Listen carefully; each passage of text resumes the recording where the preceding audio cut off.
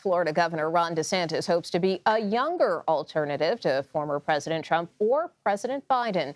Today, he sat down for an interview with CBS Evening News anchor and managing editor Norah O'Donnell to discuss that and other issues. Here's part of their conversation. Age has become an issue in this presidential contest. Should voters worry about the ages of President Biden and former President Donald Trump? I think that's absolutely legitimate concern.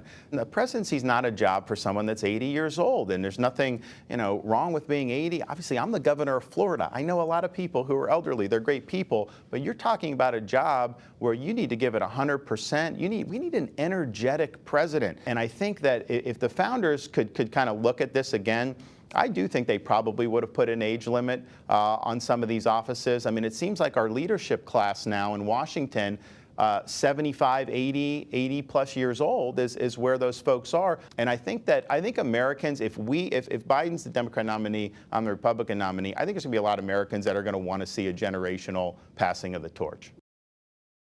And we're joined now by CBS News political director Fin Gómez. And Fin, just want to get your take on the governor's comments. It really struck me when he said the presidency is not a job for someone that's 80 years old. Kind of blunt there. I mean, how do you read his comments? And mentioning 75 as well. So I think that it's a 2-for-1 shot there. Two front runners with one stone, if you will, going after both President Biden and the front runner in the Republican GOP primary race. That's former Republican President Donald Trump. So it did seem to me very similar to what we've been hearing from Nikki Haley, who's been on top of this issue, really raising criticism on this issue with her mental acuity test of 75 and older. To me, it seemed very, very similar to what we've been hearing from Nikki Haley.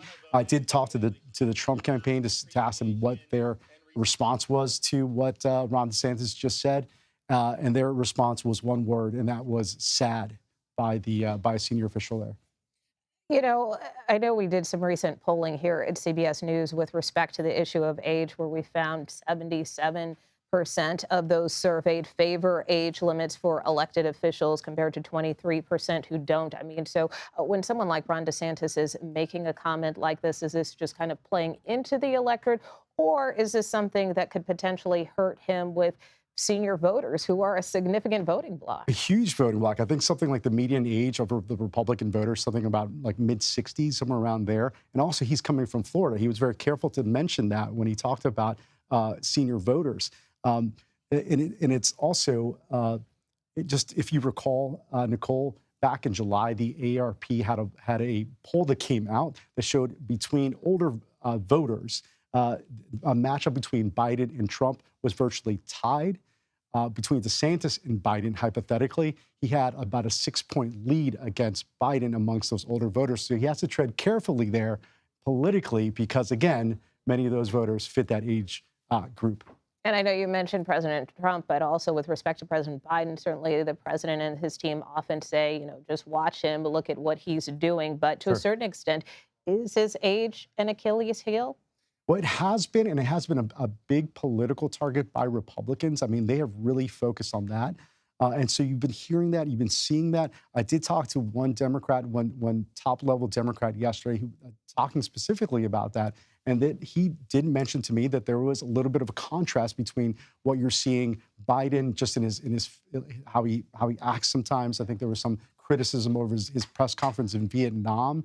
But it is interesting because if you look at Donald Trump, right, who was the dominant frontrunner in the Republican Party right now, he's only 3 years behind Biden. Yet it pretty much wavers. If you look at the Wall Street Journal poll that just came out this week, about 73% said that age was a factor for Biden, but only about 40+% were saying that the same thing about Trump. So there is a little bit of a disparity. I think that part of that is because it has been such a target by Republicans.